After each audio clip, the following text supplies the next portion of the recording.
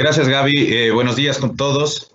El tema que vamos a tratar hoy es cómo optimizar costos y gastos, que es un tema en el que la gran mayoría de los empresarios estamos abocados en este momento. Y eso se basa en el concepto del right sizing, lo cual vamos a desagregar a lo largo de la presentación. La presentación básicamente está dividida en 5 secciones. Primero vamos a hablar brevemente del entorno en el que todos vamos a tener que desarrollar nuestras actividades empresariales, cuáles son los elementos y conceptos básicos del right sizing, cuáles son las estrategias básicas de optimización, las acciones puntuales de reestructuración en esta coyuntura y qué viene después, qué podemos esperar para finalmente contestar las inquietudes que ustedes pudieran tener como resultado de esta exposición. Y vamos a empezar hablando brevemente del entorno. Y para eso vamos a utilizar el informe de medio año de JP Morgan. JP Morgan, como ustedes saben, es un banco de inversión importante internacional. De hecho, ellos son los que generan el indicador de riesgo país y normalmente manejan proyecciones de la gran mayoría de países alrededor del mundo y específicamente en Latinoamérica. Este es el informe de medio año de Latinoamérica. Y aquí vemos básicamente una comparación. Lo que está en los rombos es la previsión inicial que teníamos antes del COVID de crecimiento, en donde vemos que la previsión del Ecuador ya era negativa. Y las barras naranja básicamente reflejan los ajustes a esa previsión de crecimiento que se ha hecho como resultado del COVID, donde tenemos una diferencia importante, como vemos en todos los países, más allá de que crezcan o decrezcan, el COVID ha afectado significativamente las previsiones de crecimiento a nivel de todo el mundo, como ya es conocido. Para el caso del Ecuador específicamente, la previsión que tenemos, después de haber tenido un crecimiento promedio en los años 15 al 2018 del 0,4%, que es un crecimiento obviamente marginal, el 2019 apenas con el 0,1%, la previsión para este 2020 es un decrecimiento del 9,5%. Cada vez que actualizamos las cifras de las previsiones de crecimiento y decrecimiento, las noticias son cada vez menos alentadoras y va aumentando el decrecimiento previsto. Personalmente creo que el decrecimiento en el 2020 del Ecuador va a ser al menos de 2 dígitos. Y aquí un tema importante es que de acuerdo a la visión de JP Morgan, en el 2021 la expectativa de recuperación sería del 2,5%. Si nosotros asumimos que eso se podría hacer replicable en los próximos años, esto querría decir que el decrecimiento del 2020 va a tener un tiempo de recuperación para volver a la situación en la que estábamos en el 2019, probablemente de 3 a 5 años. Aquí en esta gráfica no está el Ecuador, pero sí están otros de los países latinoamericanos en lo que tiene que ver con las estadísticas del empleo. Y aquí en el gráfico de la izquierda lo que podemos ver es que el crecimiento del empleo está decreciendo a nivel general y esto ciertamente es una consecuencia obvia de la crisis que tenemos y de la contracción económica previsible. Y por otro lado, el desempleo crece. En el Ecuador tenemos una coyuntura especial en el sentido de que el subempleo, el empleo informal, tiene un peso muy importante en las estadísticas de empleo y lo previsible en esta coyuntura es que al igual que en el resto de países latinoamericanos, el empleo decrezca, el desempleo aumente y el subempleo sea lo que absorba el decrecimiento del empleo pleno.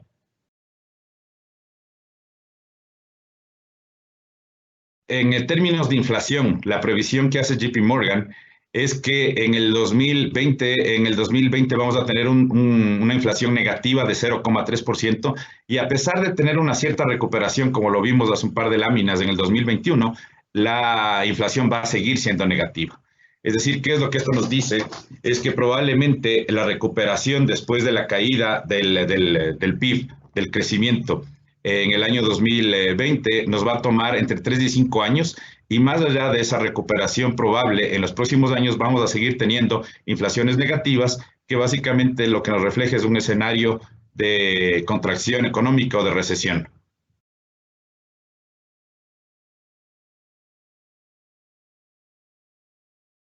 Y basados en eso, tenemos que estar conscientes de que tenemos un nuevo estado actual. El coronavirus básicamente nos ha cambiado la vida,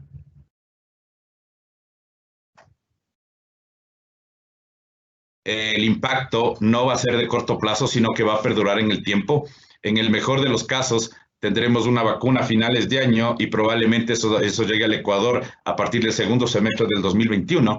Entonces, este es un tema que es importante porque el impacto de esta crisis no es de corto plazo, no es que va a tomar 2 o 3 meses y después vamos a volver al estatus anterior. Creo que es súper importante tener absolutamente claro eso. Eso básicamente ha cambiado nuestros hábitos, entre esos el tipo de trabajo. El trabajo remoto ha adquirido un peso mucho mayor y obviamente eso ha tenido incidencia en la productividad, sobre todo en ciertas industrias.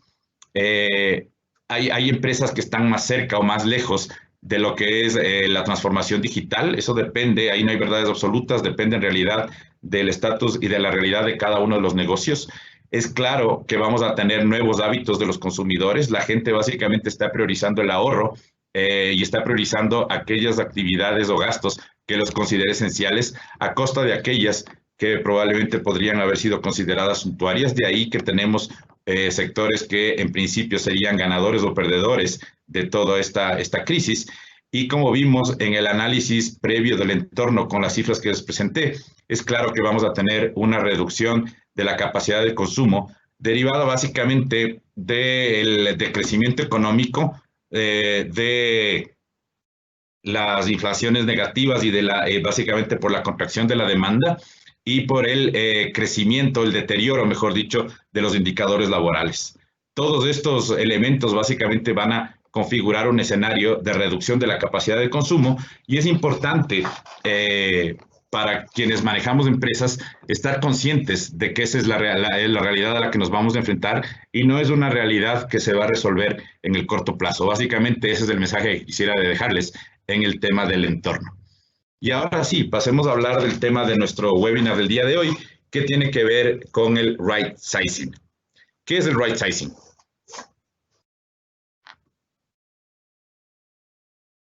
El right sizing es un proceso deliberado de reestructuración y racionalización de la organización para llegar a su tamaño adecuado y óptimo. Fíjense ustedes que el concepto es muy importante en el sentido de las primeras palabras, no es un proceso deliberado.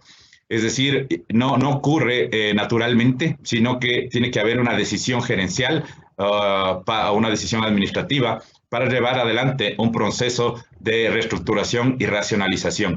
La idea básicamente es que las empresas lleguen a tener el tamaño que deberían tener. Y esto puede hacerse de dos maneras. De manera proactiva, cuando lo enmarcamos en la visión que tiene el negocio a largo plazo, o puede ser reactivo cuando tenemos cambios coyunturales en el entorno. Muchísimos de los negocios y muchas de las empresas han tomado acciones reactivas básicamente por el impacto que ha generado la crisis sanitaria y con el consecuente impacto económico. Sin embargo, todo proceso de cambio para que sea sostenible y sustentable en el tiempo debe tomar decisiones de corto plazo en función a la coyuntura, pero nunca perder de vista la visión de largo plazo de la organización, la cual necesariamente debe estar basada en el modelo de negocio, el cual muy probablemente va a tener que ser readecuado, revisado y ajustado a la luz de la nueva realidad y de la coyuntura que tenemos actualmente. Y en este sentido vale la pena revisar en qué consiste el modelo de negocio, muy brevemente. El modelo de negocio es la manera en que una empresa crea, entrega y captura valor para el cliente. Fíjense ustedes que este concepto no se limita a la generación de ingresos, ¿no? Habla de la creación, entrega y captura de valor para el cliente, porque el modelo de negocio siempre está centrado en qué es lo que le vamos a ofrecer al cliente o cuál es la oferta de valor de nuestro negocio para el cliente. Y la oferta de valor es la promesa que la empresa realiza a su cliente a cambio de que éste adquiera su producto o servicio.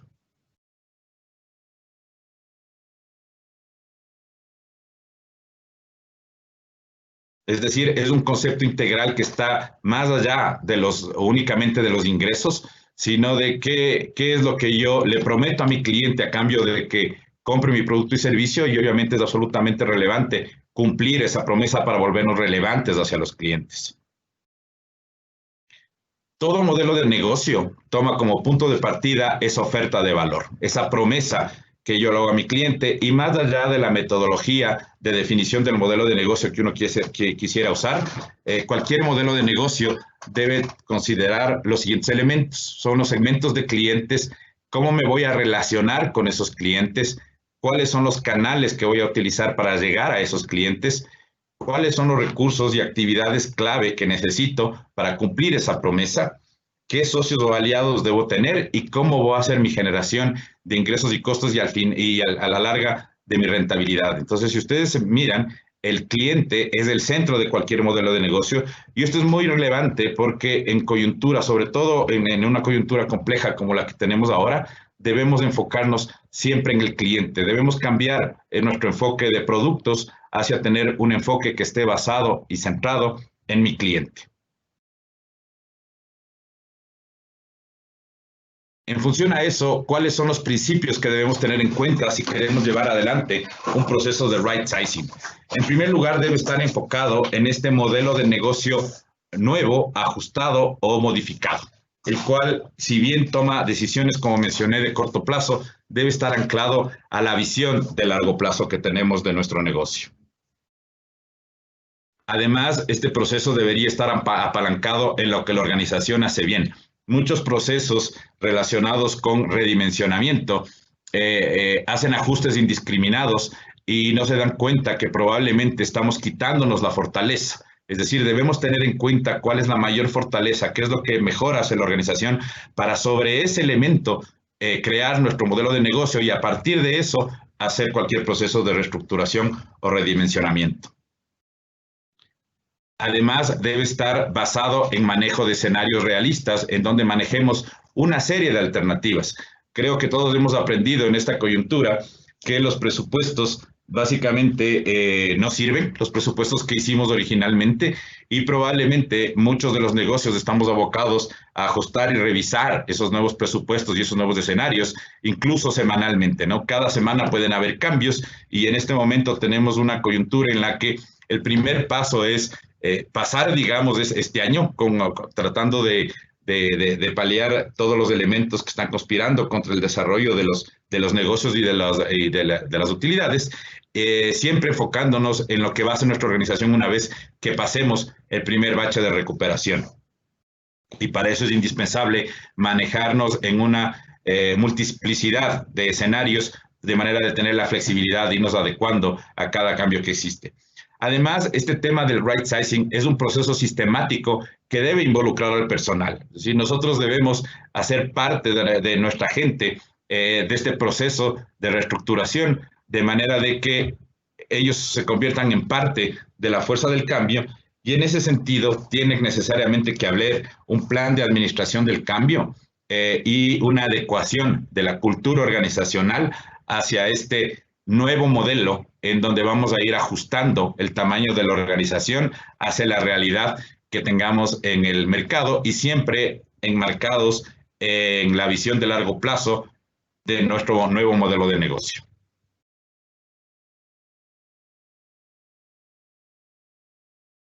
Sigamos. Básicamente en el right sizing hay dos caminos.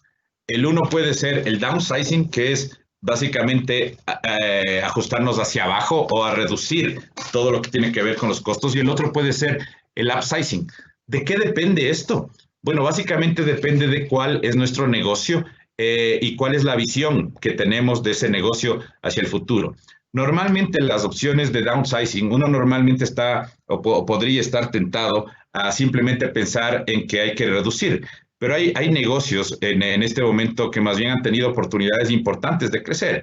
Uno de esos ejemplos pueden ser las plataformas digitales de delivery, en donde muy probablemente ellos no están pensando en un downsizing, sino en un upsizing. Y algo que es importante es que normalmente pensar solamente en el corto plazo y pensar únicamente en reducir los costos, normalmente es una estrategia que a largo plazo no necesariamente es efectiva. Y les pongo un ejemplo. Si nosotros pretendemos hacer un downsizing reduciendo todos los elementos de la organización y probablemente dejamos sin fuerza lo que tiene que ver con la gestión de servicio al cliente, muy probablemente eso se va a ver reflejado en un deterioro de las ventas, y probablemente el remedio sea peor que la enfermedad. Otro ejemplo que les puedo contar en nuestra experiencia es que para entidades del sector financiero, el tema de hacer downsizing, por ejemplo, en la gestión de recuperación de cartera, puede volverse en un problema después de la calidad de los activos y, como digo, el remedio es peor que la enfermedad. Y aquí uno puede verse tentado a coger y hacer ajustes indiscriminados, lo cual normalmente, como digo, no es una buena idea, básicamente porque los ajustes se hacen, y para tomar un ejemplo militar, a nivel de tropa, y no se hacen ajustes a nivel de capitanes, coroneles y lo que viene para arriba, ¿no? Los elementos que debemos considerar el momento de hacer el right sizing, básicamente son tres elementos que deben estar conceptualizados y en el análisis de qué es lo que podemos hacer. En primer lugar, eliminar aquellas actividades que no agregan valor y de igual manera potenciar aquellas actividades que agregan valor. Para eso, lo primero que deberíamos hacer es hacer una desagregación de la cadena de valor de cada uno de nuestros negocios e identificar cuáles son las actividades, áreas o procesos que efectivamente me agregan valor. ¿Qué es aquello que me agrega valor? A todos los elementos que me permiten cumplir la oferta de valor que tengo con mi cliente. Y todos los elementos que no me agregan valor son aquellos que, si yo los hago o no los hago, es irrelevante para la oferta de valor de mi cliente. Este es un ejercicio que necesariamente hay que hacerlo en cualquier momento, no necesariamente en coyunturas como las que tenemos ahora. Sin embargo, esas coyunturas sí nos obligan a tomar este tipo de decisiones más sistemáticamente. Además, es indispensable optimizar los procesos, es decir, el tema de la búsqueda de eficiencia debe ser un esquema permanente y debe ser una de las bases para llevar adelante procesos de right sizing. Y el tercer elemento tiene que ver con la descentralización en la toma de decisiones, lo que normalmente va acompañado a un fortalecimiento de las herramientas de control. En la medida en que más burocrática es nuestra organización y más vertical es esa organización, normalmente hay muchos más procesos en la toma de decisiones que realmente no agregan valor. Es decir, si yo tengo 3 o 4 o 5 instancias de aprobación para ciertos elementos que no son de relevancia que debería tener ese nivel de control, básicamente lo que estoy haciendo es burocratizando a mi organización, y por eso es que este es otro de los principios del right sizing. Entonces, para resumir, los elementos que deberíamos tener en cuenta para emprender este proceso deben ser eliminar las actividades que no agregan valor y potenciar aquellas que sí, optimizar los procesos y descentralizar la toma de decisiones. Y en esta línea, ¿cuáles son específicamente estrategias que podemos aplicar dentro de esta optimización o dentro de esta reestructuración? Y les voy a mencionar algunas estrategias considerando el impacto que pueden tener en los costos y en los gastos. Vamos a empezar con las estrategias de optimización en los costos. En primer lugar, ampliar la base de proveedores, porque esto básicamente nos va a permitir cumplir dos objetivos. En primer lugar, asegurar la cadena de abastecimiento, y en segundo lugar, aumentar nuestro poder de negociación. Si nosotros tenemos proveedores únicos, básicamente nuestro poder de negociación es absolutamente limitado. Además de que si nuestro proveedor llega a tener algún problema, eso nos va a arrastrar a nosotros. Entonces es absolutamente importante ampliar la base de proveedores para poder ejercer alguna presión y un control sobre los costos, ¿no? Además de esos proveedores deben ser administrados de manera de poder negociar precios, descuentos y esquema de pago con esos proveedores. Por eso es lo que es muy importante tener varios proveedores de manera de poder usar esa diversidad para poder obtener mejores condiciones en precios, descuentos y esquema de pago. El siguiente elemento tiene que ver con hacer un análisis de rentabilidad por cliente. Si bien hablamos de rentabilidad por cliente, esto no está directamente relacionado con los costos. Normalmente el momento en el que uno desagrega la rentabilidad por cliente o por segmento, uno puede identificar que algunos segmentos o algunos clientes subsidian a otros menos rentables. Por esa razón es muy importante hacer este análisis de manera de impulsar las ventas en clientes rentables y probablemente darles beneficios y darles ventajas, y probablemente hacer ajustes en los clientes no rentables. Un ejemplo de coger y mirar ese tema de los ajustes de clientes no rentables, a pesar de que todos pudieran tener el mismo tratamiento, es mirar qué clientes se demoran más en pagarnos e incluir esos costos financieros en el momento de hacer el análisis de la rentabilidad de los clientes. El cuarto elemento en el lado de los costos tiene que ver con los acuerdos con la fuerza laboral. Para eso creo que hay que aprovechar en la medida de lo posible las opciones normativas de coyuntura. Ya tuvimos recientemente la aprobación de la ley de de apoyo humanitario, lo cual da elementos para poder lograr esos acuerdos con la fuerza laboral. Y algo que funciona muy bien si está bien estructurado es el esquema de remuneración variable, de manera de que los costos que yo tengo relacionados con mi fuerza laboral estén sujetos a la productividad. Recordemos que uno de los elementos de este tema del right sizing es la eficiencia, cuyo contrapartida es la productividad.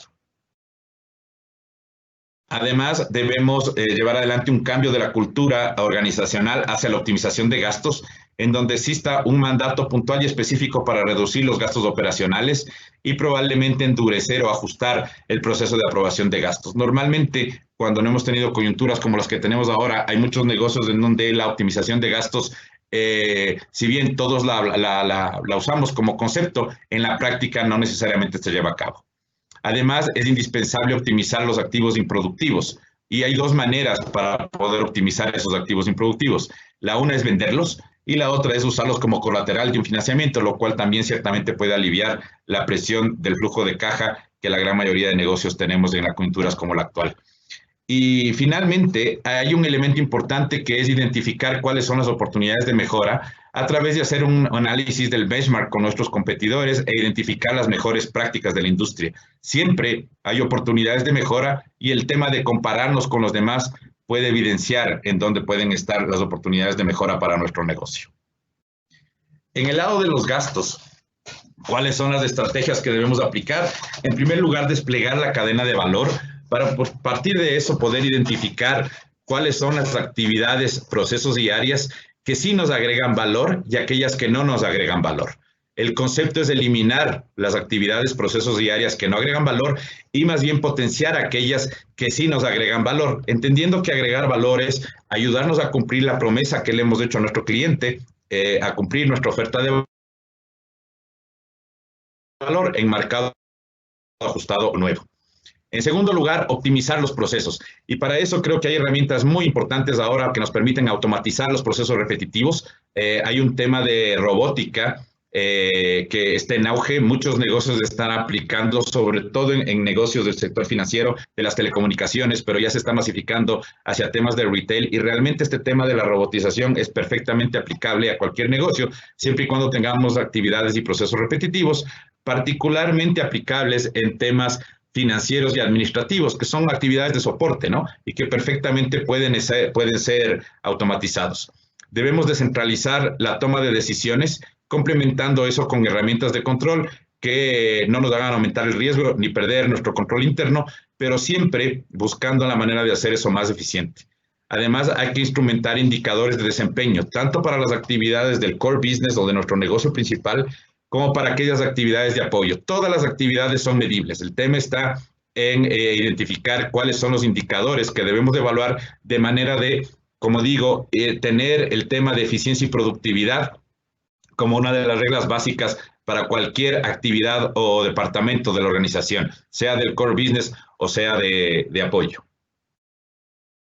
Ahí vale la pena mencionarles que BDO tiene una alianza con UiPath para todos estos procesos de robotización, en donde creo que tenemos una ventaja muy importante para poder instrumentar estas herramientas. Otro elemento importante como estrategia de optimización dentro de los gastos es evaluar la tercerización de todos los procesos de apoyo o de los más relevantes, entre ellos la contabilidad, la nómina, la gestión de cobro y de pago. Uno muchas veces, el momento de evaluar la opción de tercerización, uno compara cuánto pago yo, cuál es mi rol de pagos de las personas que se dedican a esto versus cuánto me costaría tercerizarlos, pero probablemente ahí no estamos incluyendo cuáles son todos los elementos o los costos laborales implícitos más allá de lo que me cuesta la nómina, como es los temas de las remuneraciones adicionales, el costo de las provisiones laborales. Y la ventaja de hacer una tercerización básicamente es convertir un costo o gasto fijo en un gasto variable. Y el tema de variabilizar los costos y gastos, básicamente lo que nos permite es que automáticamente el peso de esos gastos se ajuste al tamaño de mi negocio. Es decir, sin duda es una muy buena estrategia pensar en tercerización a la luz de hacer procesos de optimización de las estructuras, sea para arriba o sea para abajo, con el upsizing o con el downsizing. Finalmente, igual que en el caso de los costos, hay que buscar acuerdos con los colaboradores usando las opciones normativas que tenemos e instrumentando igualmente un esquema de remuneración variable, el cual es aplicable perfectamente a actividades del core business y a las actividades de apoyo. Y al igual que en el caso de los costos, a través de un benchmark con nuestros competidores podemos identificar las mejores prácticas de la industria y podemos identificar cuáles son las oportunidades de mejora que pudiéramos tener. Muy bien, dicho esto, le voy a dar la palabra a Jorge Bedoya, que es nuestro consultor especialista en temas de comercialización y de estrategia, quien nos va a hablar de las acciones específicas de reestructuración en esta coyuntura y a la luz de un proceso de right sizing. Adelante, Jorge. Muchas gracias, René. Buenos días con todos ustedes. Vamos a arrancar esta parte de la presentación del webinar con una caricatura y haciéndonos la pregunta, ¿hemos realizado los ajustes correctos? Y creo que la caricatura se autoexplica en términos de que si estamos siendo estratégicos o estamos siendo reactivos. Entonces, en función de eso, empecemos con el tema. Pasemos al siguiente, por favor. En términos de que el COVID, como hemos mencionado en anteriores webinars, no es igual a las anteriores crisis que hemos estado pasando en Ecuador. Esto es algo único. Y lo vemos por el lado de la demanda, en lo que tenemos caídas o expansiones de la demanda constantes. Eso está variando todos los meses. Así como existen acciones desesperadas de la competencia en términos de capturar liquidez. Por los costos, algunas empresas tienen información general y eso les impide ver o tomar decisiones granulares con relación a su información de costos. También existen costos ocultos fuera del PIG y eso lo hemos visto con algunos clientes. Respecto al margen, esa presión de la demanda hace que se erosionen los márgenes y las decisiones también, si uno se demora en tomar decisiones, está impactando la continuidad del negocio.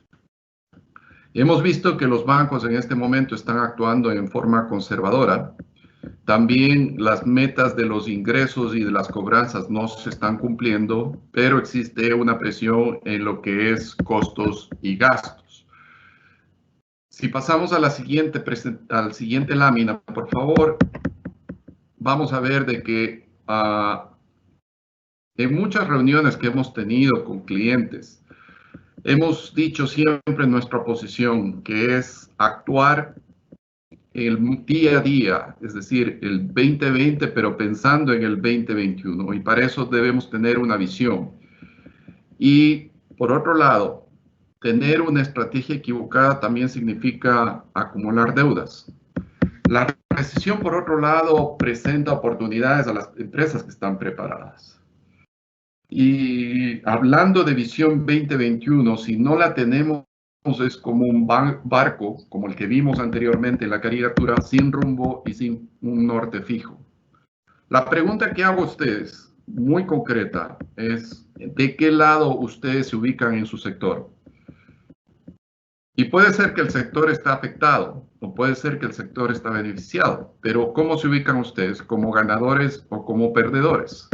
Y eso es lo que vamos a ver a continuación como nuestra recomendación hacerla. Nuestras recomendaciones están en base a 5 acciones. Simplificar, adaptar, responsabilizar, automatizar y resistir por último. Vamos a ver cada una de ellas más a fondo y empecemos con simplificar.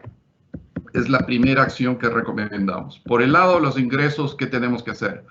Racionalizar el portafolio, es decir, ver el 80-20, cómo se hace el 80% de la venta con el 20% de los SKUs. Ese es un Pareto. Y eso significa simplificar el portafolio.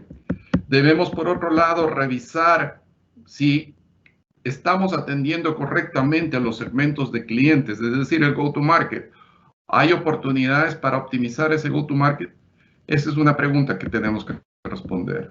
Por otro lado, en términos de ingresos igual, ¿hay servicios que el cliente no los utiliza o que no son valorados? Esa es otra pregunta que tenemos que hacer.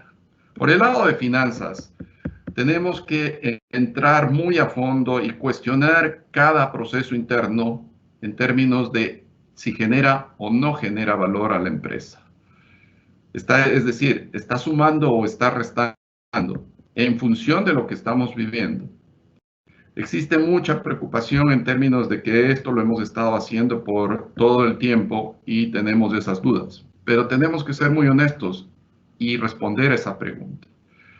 También tenemos que ver cuál fue el aprendizaje que obtuvimos en anteriores reestructuraciones de costos, cuáles fueron nuestros aciertos, cuáles fueron nuestros errores, y ver en base a eso qué no tenemos que hacer, evitar esas partes en los errores.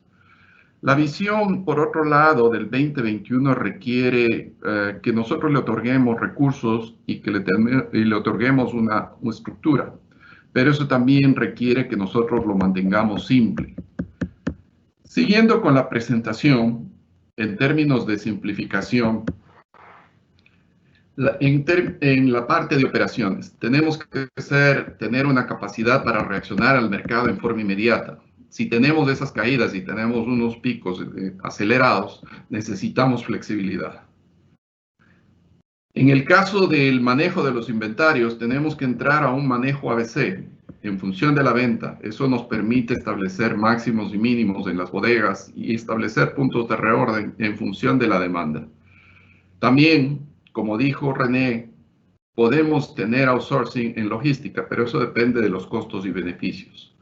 Por último, en la parte de acción de simplificar, las áreas de soporte. ¿Cómo podemos nosotros negociar o minimizar temas legales, sindicales o tributarios que son importantes, pero no son urgentes en este momento? Entonces tenemos que evaluar esos riesgos.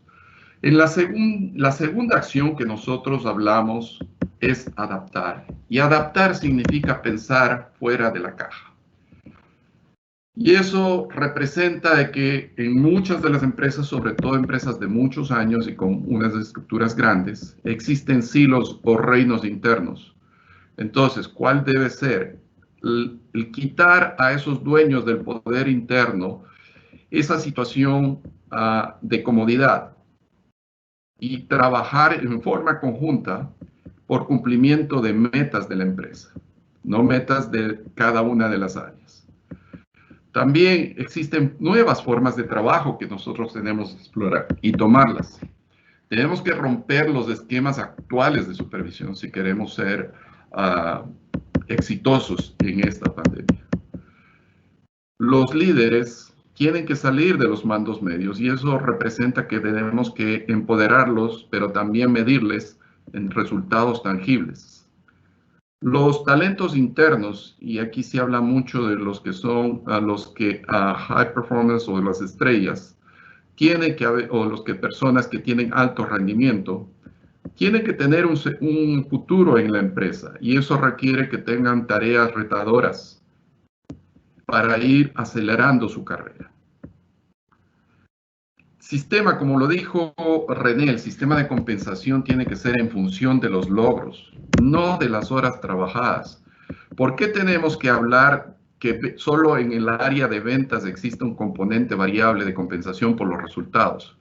¿Por qué en las otras áreas no existe un componente variable en función de la venta? Y todo tiene que girar en la empresa en función de los ingresos que se estén dando. Y esta situación la vemos arrastrando desde hace 200 años, desde la Revolución Industrial, en la que se paga de las 9 de la mañana a las 5 de la tarde. Siguiendo con la adaptación,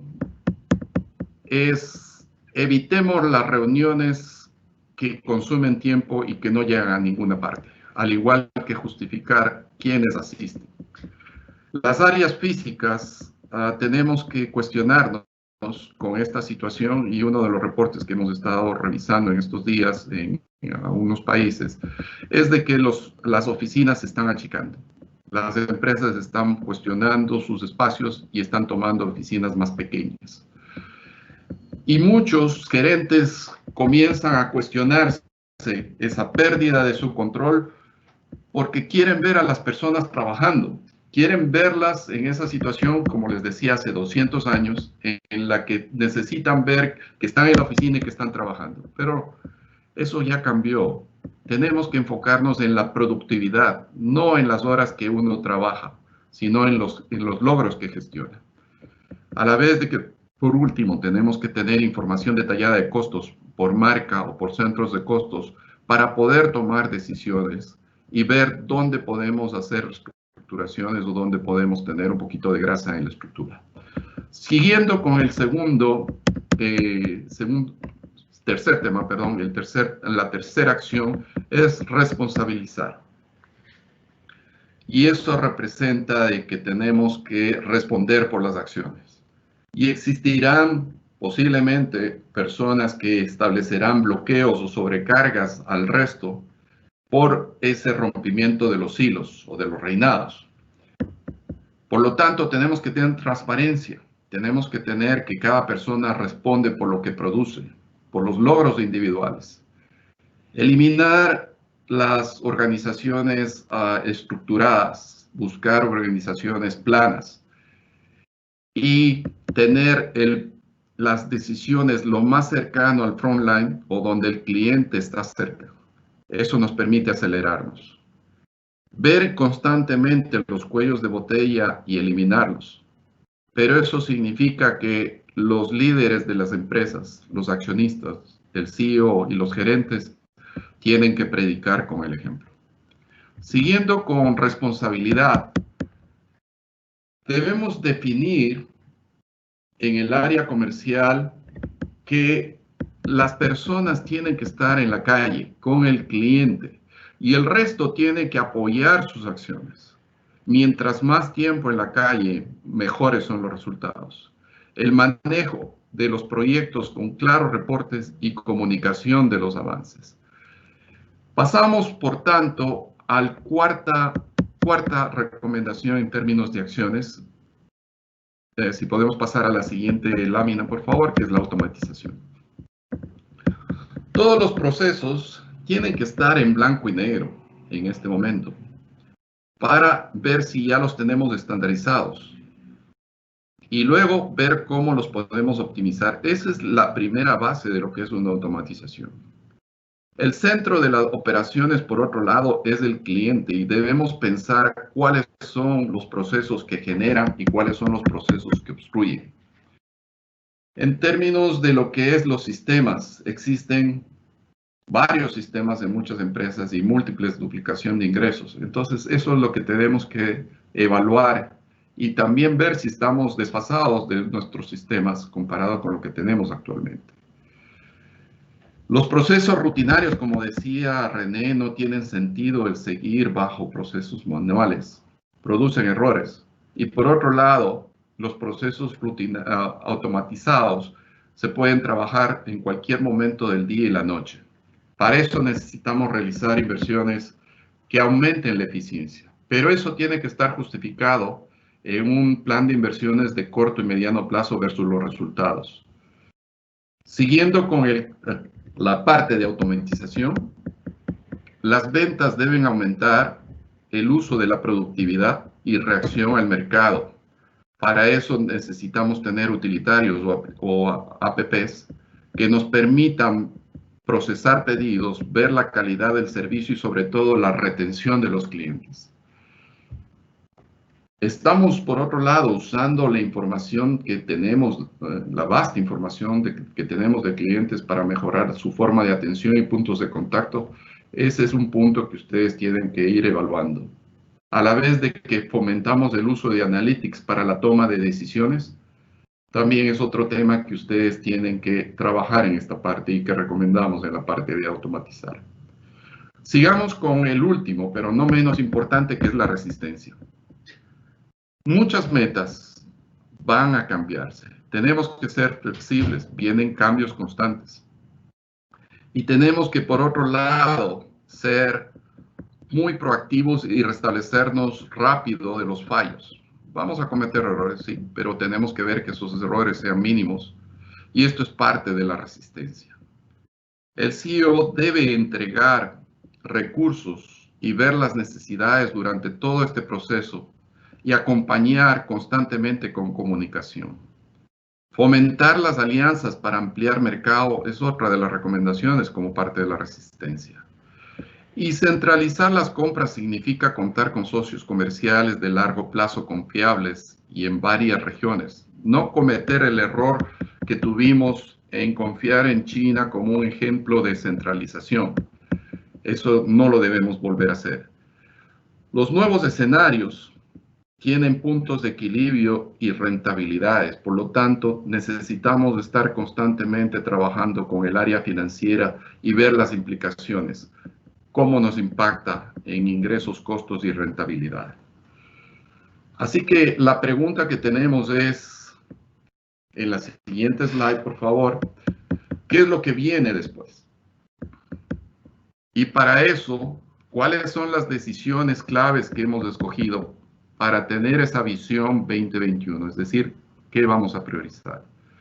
¿Cómo impactan estas decisiones en las estructuras de gastos y de costos? ¿Cómo vamos a medir? Y la tercera pregunta es, ¿cómo podemos acelerarlas, optimizar?